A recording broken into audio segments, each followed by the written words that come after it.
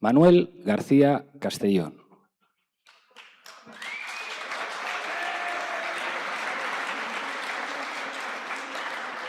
¿Qué significa que la secretaria general de Podemos y diputada en el Congreso, Ione Belarra, diga García Castellón es un corrupto?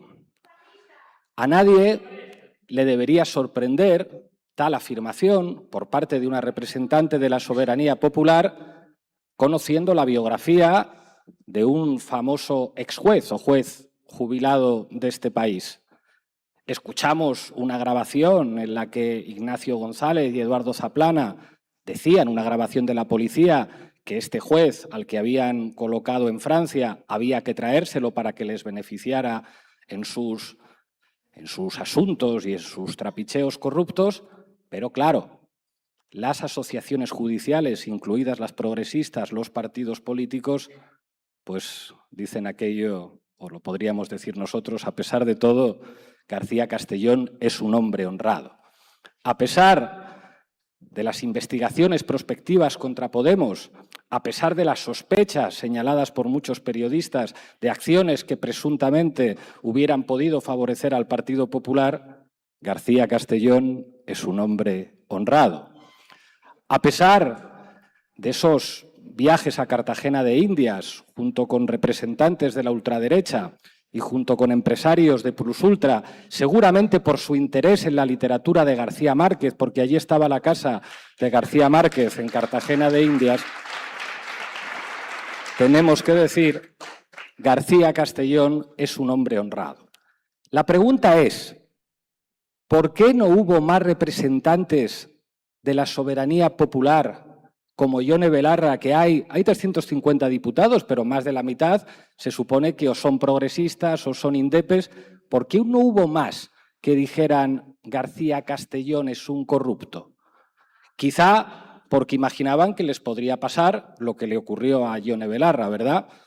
Que el Tribunal Supremo estime, no, usted no está protegida por la inviolabilidad de la que gozan los representantes de la soberanía popular, porque cuando usted pone un tuit, usted no es diputada, usted es una persona particular. Ah, claro, menos mal que los jueces del Tribunal Supremo son hombres y mujeres honrados.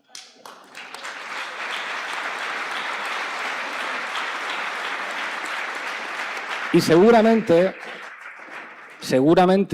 todos esos que no quisieron decir que García Castellón es un corrupto calculaban, es que si me van a condenar a 350.000 euros o a 9.000, pues es evidente que no voy a decir esto. Y además, una cosa es decir ciertas cosas del juez Peinado, que en este caso sabes que Televisión Española, el diario.es, etcétera, te van a respaldar, y otra cosa es ir a por este juez que sí que libró al PP, pero que fue a por Podemos. Aquí es más arriesgado, cuando no tienes esa protección mediática, decir determinadas cosas. ¿Qué tiene que ver esto con el fascismo? El problema es que algunos creen que el fascismo se combate con una suerte de mínimo común denominador. Combatamos al fascismo con un programa de mínimos. Construyamos un programa de mínimos con Puigdemont, construyamos un programa de mínimos con el PNV, construyamos un programa de mínimos con el PSOE. El problema no es la vivienda, el problema no es la OTAN, el problema no es el fascismo, el problema no es la derechización de la judicatura, el problema no es la corrupción en los medios de comunicación, el problema es que gobierne Vox. Por lo tanto, hagamos un programa de mínimos para evitar que llegue el fascismo. Si fuera tan sencillo como eso, nunca triunfaría el fascismo en ningún sitio, si la mayor parte de la gente puede estar de acuerdo con el programa de mínimos. El problema es que lo que enseña la historia es que para combatir al fascismo hace falta voluntad de combate. Y para que haya voluntad de combate hace falta valentía. Valentía sería hacer una reforma de la ley orgánica del Poder Judicial por ley orgánica y no pactar con González Pons en Bruselas la renovación del Consejo General del Poder Judicial para quedarte otra vez en minoría y que te roben la cartera por detrás y hacer de pagafantas. Claro, valentía supondría decir en política internacional, pues ¿sabe qué le digo? No voy a esperar a que usted me eche de la OTAN, ya me voy yo de la OTAN y agarra usted sus soldaditos y se los lleva. Valentía no es organizar el comando Garrapata con doña Leire para hacer el ridículo ante millones de personas. Valentía es que sí, hombre, si tú pones el Ministerio del Interior y si tú tienes al Ministerio de Defensa, pues a lo mejor es estar haciendo ridículo, hacer el ridículo, permitir que los operadores de la derecha sigan controlando esos ministerios. A lo mejor lo que ocurre es que has puesto una ministra de derechas y un ministro de derechas.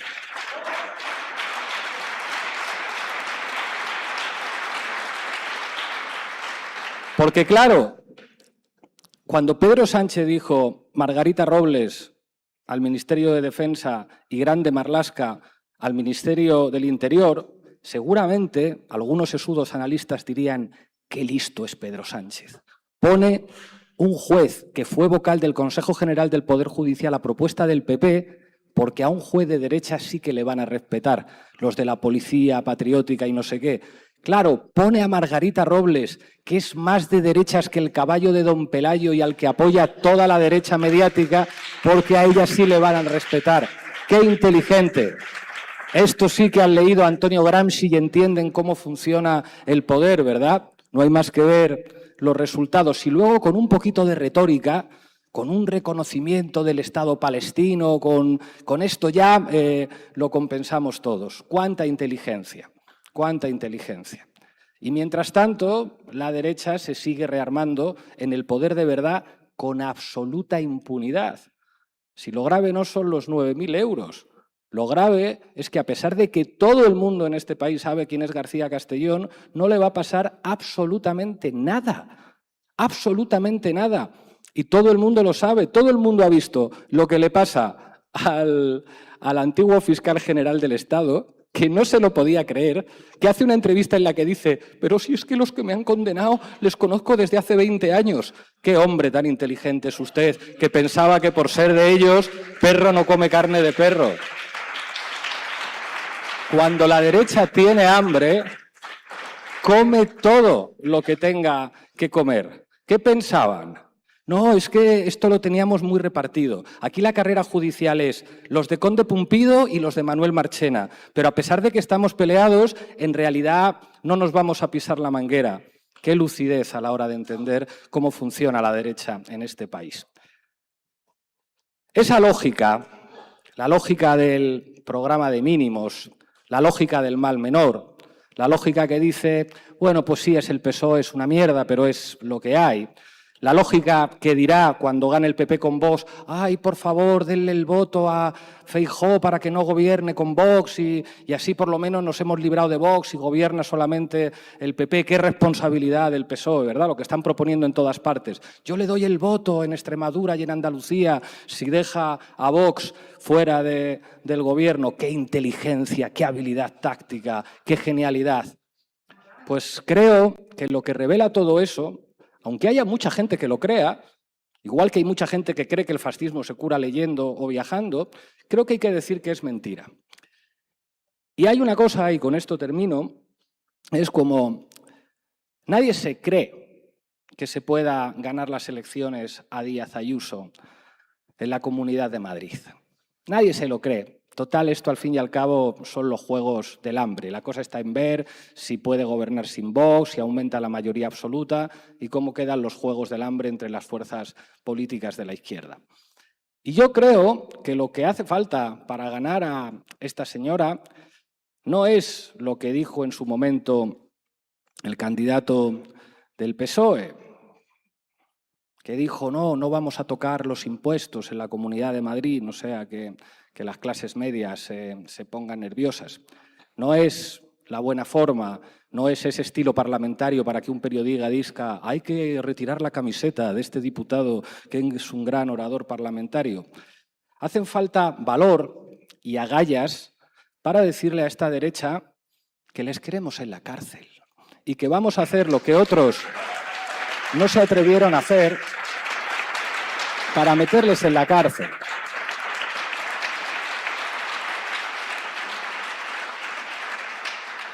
Canal Red va a apoyar a Ione Belarra en las elecciones en la Comunidad de Madrid. Algunos dirán, uy, un medio que dice que no es neutral. Claro, porque Telemadrid no va a apoyar a Díaz Ayuso, ¿verdad? Claro, porque La Razón no va a apoyar a Díaz Ayuso. Claro, porque El Mundo no va a apoyar a Díaz Ayuso.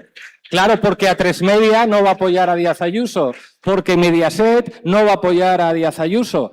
Y resultará que el diario.es y el país igual apoya también a Ayuso, porque tal y como están las cosas en el Grupo Prisa, no sería de extrañar. Pero claro, esto de apoyar no va de apoyar, va de hacer periodismo. Nosotros fuimos el único medio de comunicación que le puso el micrófono a un tal Tomás Díaz Ayuso. ¿Cómo es posible? ¿Cómo es posible que solo Canal Red le pusiera el micrófono a un señor que se fue cobrando un montón de dinero de comisiones por las mascarillas? Que no lo decíamos nosotros, lo dijo un tal Pablo Casado, al que defenestraron de la calle Génova por decir esto.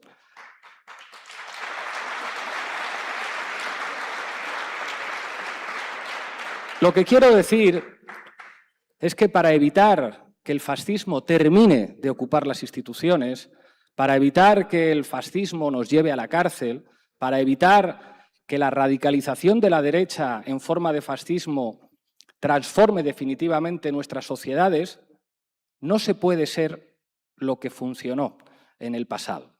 Los que sueñan con que en noviembre las midterm dejen a Trump debilitado y vuelvan los demócratas, por favor, que vuelva el mundo de los años 2000, de los años 90, eso no va a volver. Tenemos una derecha que no va a hacer prisioneros. Tenemos una derecha que asume que el Estado es un instrumento para imponer sus propios intereses. Y frente a eso, lo único que funciona no es viajar, no es leer, no es el malmenorismo. Funciona lo que siempre ha funcionado contra el fascismo, que es el valor y una voluntad de poder en todos los ámbitos, en el derecho, en el Estado, en la movilización social, en la acción mediática, en los medios de comunicación. ¿Cómo es posible que, estando nosotros tan débiles en relación a lo que representamos en el pasado, no nos pierdan de vista? ¿Cómo es posible que no se olviden de nosotros? ¿Cómo es posible que todos los medios de comunicación de la derecha, cada vez que tienen oportunidad de hacernos daño, no dudan en hacernos daño? Porque saben perfectamente que cuando nosotros tenemos poder, nosotros sí acabamos con el fascismo. Nosotros no somos como el malmenorismo que les premia y les tolera. Y eso lo saben perfectamente. ¿Alguien cree que alguna de las izquierdas presentes en la Asamblea de Madrid con responsabilidades de gobierno se atrevería de verdad con Airbnb? ¿Alguien cree que se atreverían de verdad con los fondos que controlan buena parte de los medios de comunicación que les dan la palabra? ¿Alguien cree que tendrían las espaldas para soportar lo que se desencadenaría contra cualquiera que pusiera patas arriba la organización del poder en la Comunidad de Madrid? ¿Cuáles se atreverían a decirle determinadas cosas a Florentino Pérez? Si cuando tuvieron responsabilidades de gobierno le regalaron la Operación Chamartín y se hicieron fotos con ellos. Es normal, ¿eh? Yo lo entiendo. Entiendo perfectamente que si le dices determinadas cosas a Florentino, García Ferreras, otro apellido impronunciable, coño, no te va a llevar a la sexta. Y si no te lleva a la sexta, es muy complicado que te voten y muy complicado que te aplaudan. Lo que pasa es que para enfrentar a los que vienen hace falta gente con agallas. Gente con agallas. Gente con el valor y con la voluntad política de hacer a los fascistas lo único que hay que hacer para proteger la democracia, que es meterles en la cárcel. Muchas gracias.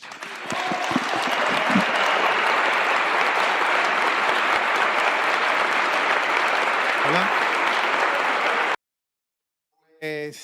Sí, hay muchas... buenos días a todos, o buenas tardes ya, y encantado de estar aquí con vosotros como siempre. Hay muchas vías, ¿no?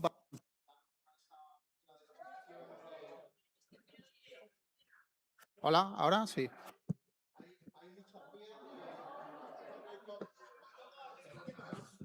Que fluctúa el micro. Ahora.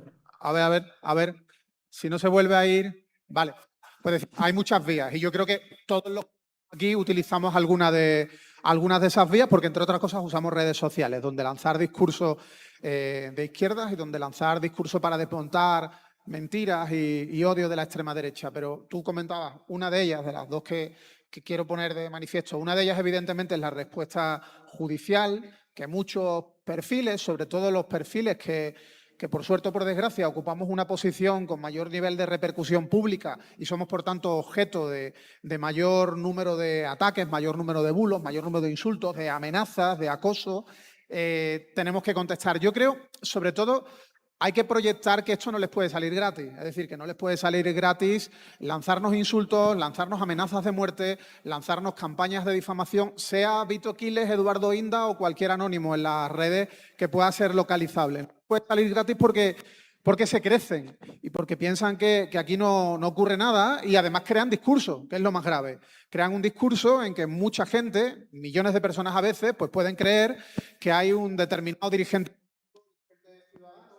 que un corrupto, que ha robado, que ha cometido determinadas irregularidades o que incluso, como hizo conmigo Vito Quiles en una de sus muchísimas... Hola. ¿Ha vuelto? ¿Sí? No sé, sí. No, ahora este sí va.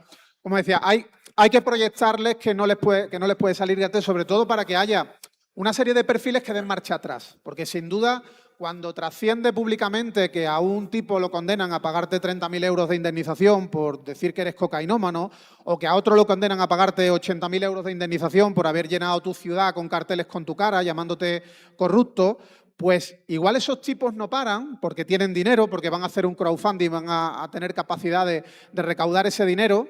Que bienvenidos los fachas que ponen dinero en los crowdfunding para pagarnos a la gente de izquierdas indemnizaciones, yo les aplaudo.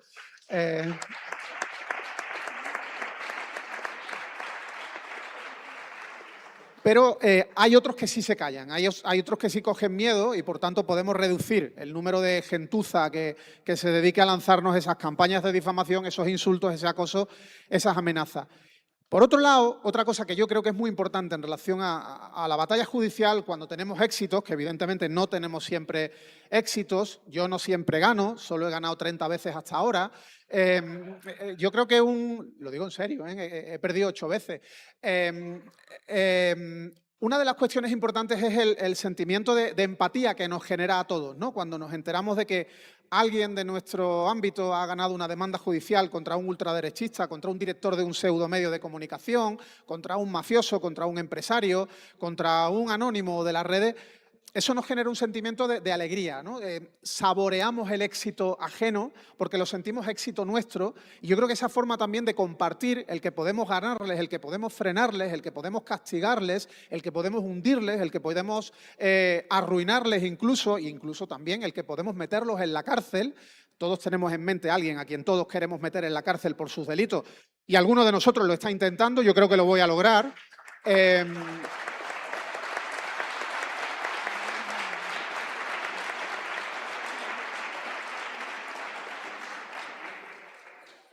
No, yo no tiro la piedra y escondo la mano, evidentemente me refiero a Vito Quiles. Esa victoria compartida creo que también anima, ilusiona, sobre todo en estos momentos en los que tanto desánimo tenemos, por ese miedo a que la ultraderecha pase, a que la ultraderecha gobierne, ese acabar de ver cómo la ultraderecha va a gobernar en Andalucía junto a la otra ultraderecha que ya gobernaba.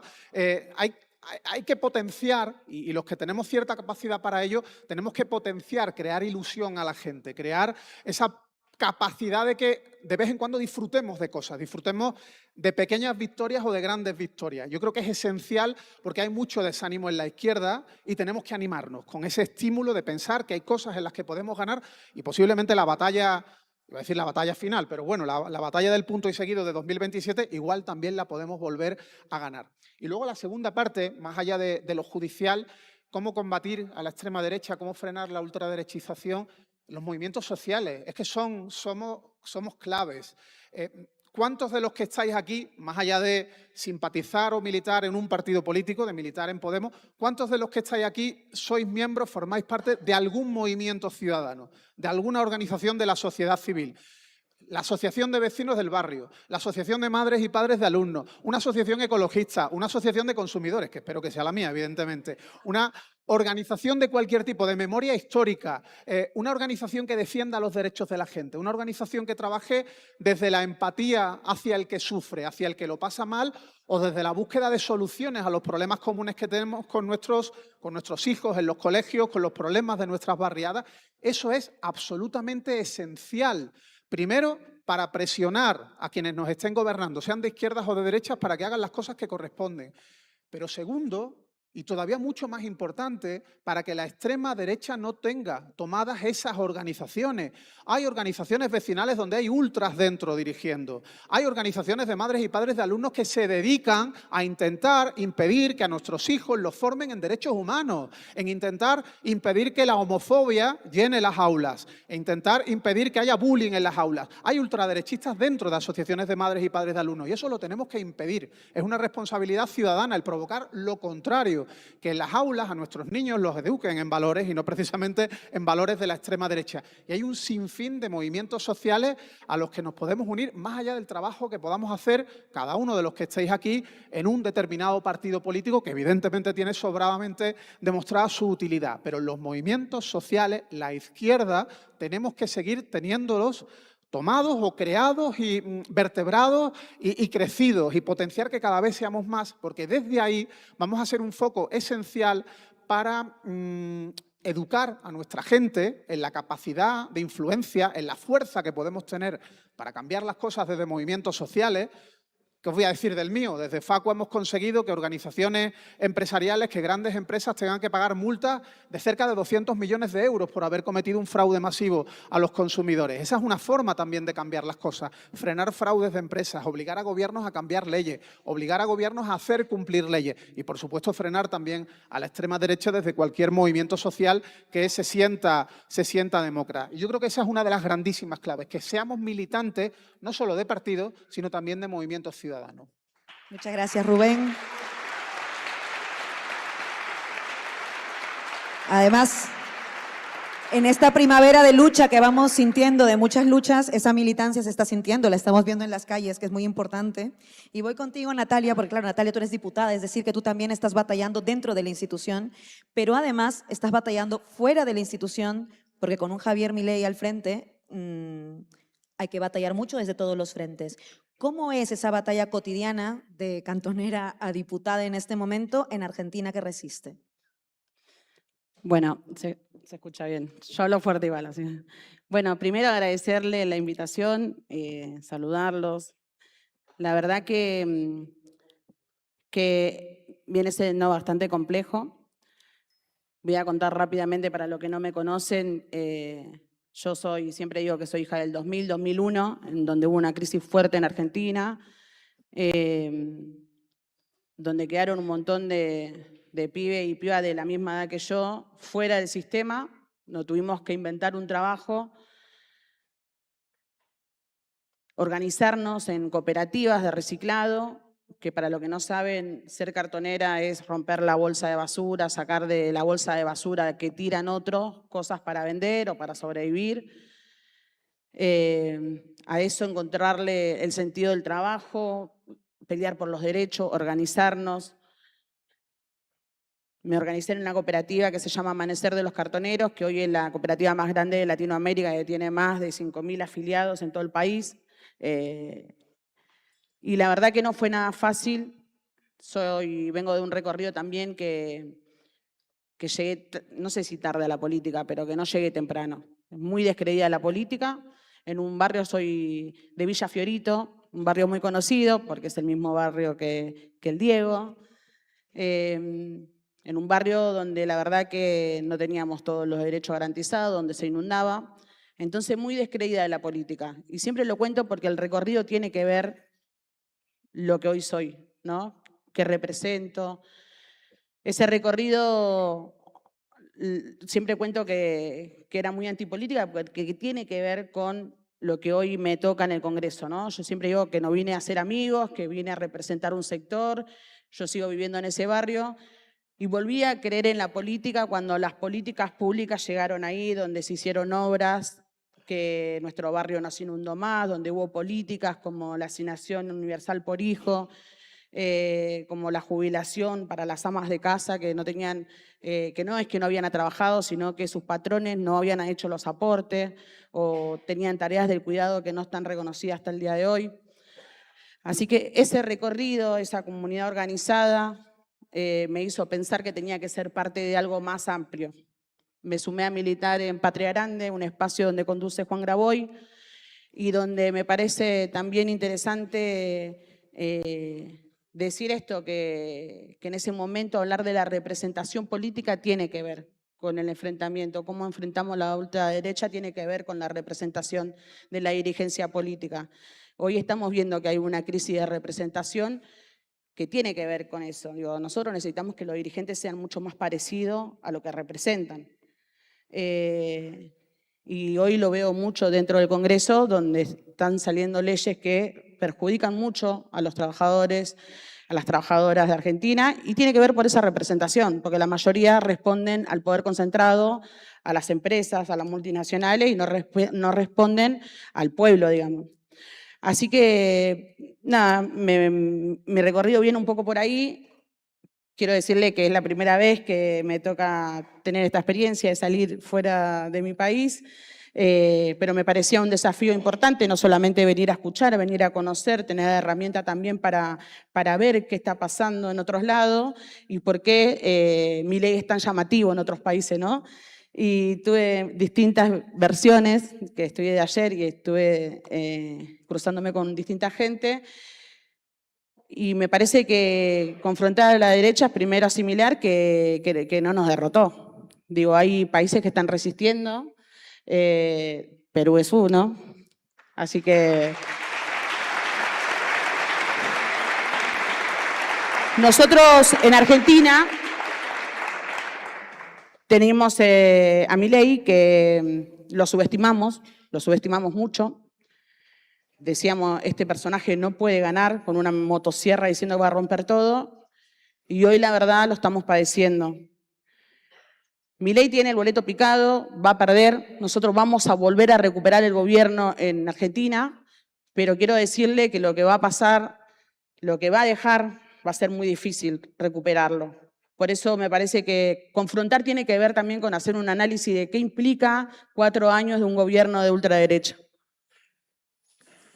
¿Qué implica eso? Yo creo que no hay que subestimarlo, creo que por más que el 27 se vaya y que volvamos a tener un gobierno nacional y popular, va a dejar una sociedad muy rota, donde vamos a tener que reconstruir rápidamente, donde hay mucha gente que la está pasando mal, y tiene que ver con el contexto que está pasando en todo el país. Es esto, la representación, poder entender que tenemos que representar una agenda actual. Yo creo que en Argentina pasó de que esta persona con una motosierra y enojada, gritando e insultando, ganó porque había un enojo de la sociedad también, que nosotros no pudimos, no sé si no pudimos porque no lo entendíamos o porque veíamos que no era nada fácil y que no era gratis discutir un sistema de salud mejor, planificado, discutir un sistema de educación pública mejor y con capacidad de planificar, discutir el derecho a la vivienda, discutir cómo hacemos para urbanizar los barrios populares que tenemos, cómo hacemos para crear nuevos lotes con servicios,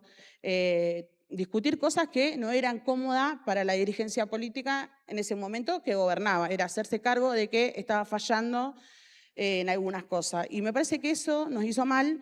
Por eso tenemos que proponer algo, no solamente decir la ultraderecha es mala, es fea, va a venir a hacer esto, sino también que tenemos que entender y ser responsables de decir, le hablan a un sector que está enojado porque claramente nosotros no podemos interpretarlo, no podemos hablar de lo que está pasando.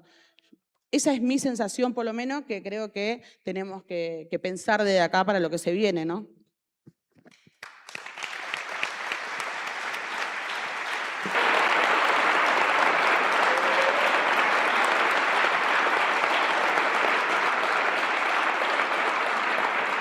Han salido muchas claves ahora, así que una breve para terminar, que sí me interesa un poco al hilo de lo que estaba comentando Pablo, porque esta semana han pasado cosas, no sé si lo saben, pero el Papa ha estado por aquí. y no se ha hablado en ningún medio de eso. No sabemos qué ha dicho. Ha estado por aquí y ha estado en el Congreso. A mí muchas veces me preguntan que por qué soy militante de Podemos. Siendo migrante no tendría por qué, ¿no? Siempre hay como el argumento y tal. Yo soy militante de Podemos orgullosamente por lo que pasó esta semana con el Papa en el Congreso, debo decir. Porque no estuvieron aplaudiéndolo en el Congreso de los Diputados.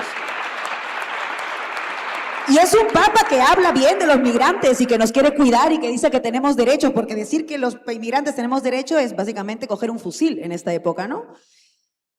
Pero claro, yo milito en una fuerza política que logra la regularización extraordinaria de migrantes. No sé ustedes, eso me parece bastante más importante como referente. Y lo digo para anticipar esta última pregunta, que es, en estos tiempos, Pablo ha dado algunas claves, la vas a tener difícil ahora. Pero claro, ¿por qué? Porque todos somos de izquierdas aquí. Tenemos claro además que el antifascismo tiene que ser de izquierdas, una izquierda militante, una izquierda valiente, una izquierda que se atreva. Vale. ¿Cómo es esa izquierda? Es decir, ¿cómo es la izquierda que imaginamos, Rubén, Natalia y Pablo, que frena el antifascismo en este momento? Si la ponemos con materialidad, ¿cómo sería?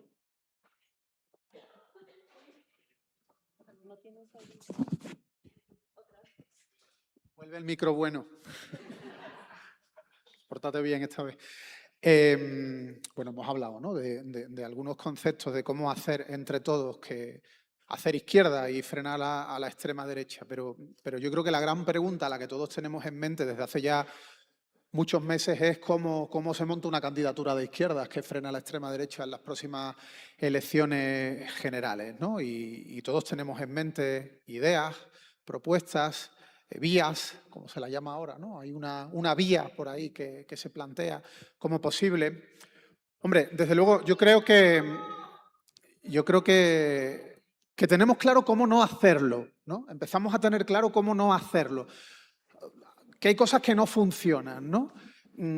Hay líderes a los que se le llena la boca de sociedad civil, de que vamos a crear candidaturas con la sociedad civil, o al menos vamos a construir candidaturas escuchando a la sociedad civil, y esos mismos candidatos solo hablan con la sociedad civil una vez cada 4 años, cuando se van a presentar a las elecciones, o incluso ni eso. Yo creo que contar con la sociedad civil para construir programas electorales es clave, porque la sociedad civil a veces sabe mucho más que los líderes de los partidos políticos sobre cómo hacer política en materia de vivienda, por ejemplo. Pero creo que también desde las izquierdas, desde esas izquierdas a las que yo creo que no nos sobra nadie, porque al menos en la España que tenemos en la mente de las gentes de izquierda, solo sobran los violentos. En la España que tienen en mente esos violentos, sobramos los homosexuales, los inmigrantes pobres o los inmigrantes de izquierda, las mujeres feministas o los hombres feministas, sobran mucha gente. A nosotros solo nos sobran los violentos, y yo creo que a las gentes de izquierda pues tampoco nos sobra nadie a la hora de plantearnos ideas de posibles candidaturas. Pero otra cosa es cómo se construyen esas candidaturas. Evidentemente no hay que ser iluso a la hora de construir una candidatura, pero sobre todo hay que ser respetuoso. Y yo creo que una de las grandes claves, y no estoy descubriendo la pólvora, es no humillar al compañero. No humillar al compañero a la hora de construir candidatura. Y desde aquí mando un abrazo a mi amigo Juan Antonio Delgado Ramos.